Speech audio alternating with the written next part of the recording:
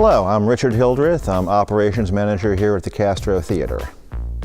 The Castro Theater, as you know it today, was built in 1922. The same family that built it in 1922, the Nassers, still own the theater. It was, when it first opened, of course, a major source of entertainment for the folks in the Eureka Valley neighborhood. We call this San Francisco's Movie Palace because it is the last real surviving example of that. However, in 1922, it was considered a neighborhood movie theater. In that era, a true movie palace would have seated 3,500 people and above. So this is where people went for essentially second-run movies.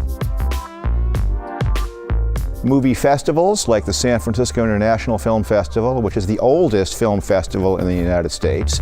Noir City, which happens here in January, a collection of classic film noir, all double features. I mean, we do a lot of film festivals, and a curious thing about the film festival, I referenced Noir City earlier.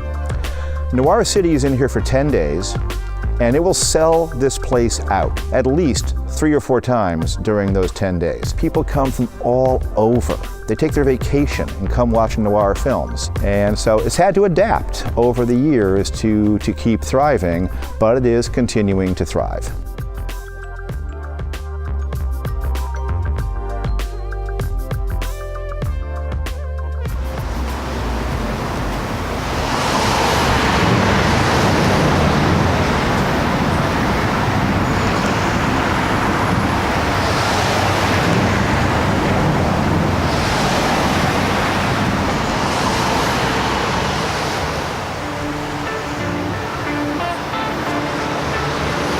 I'm and I've been living in the Castro now for 15 years. I've been in San Francisco since I was 15 years old, and I love it here. I recently moved just above the Pink Triangle Park, and every morning I wake up and I work from home and I look down in this park, and I've kind of taken a feeling of belonging and pride here. I volunteer and work on the landscaping.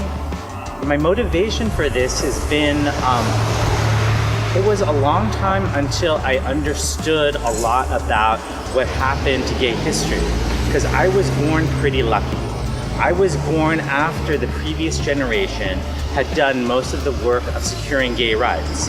By the time that I was coming out, things were relatively, for me, much, much easier. There was no major persecution. We had most of the civil rights. We couldn't marry, but I was never feeling in danger of getting beaten up or evicted from my home or losing my job. And that's because of all the work from the previous generation. And that's kind of what this park symbolizes, because this park symbolizes the generation that had it even worse.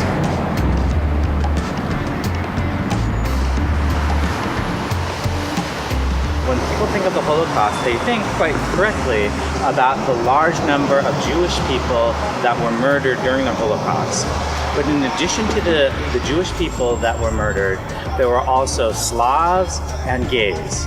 And this was the origins of the Pink Triangle. So everybody who was gay was forced to wear a pink triangle, just as Jews were forced to wear the Star of David.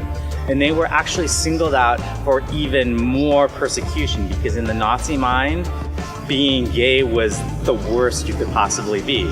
So they were beaten, they were experimented upon, and that's what this park is a remembrance of.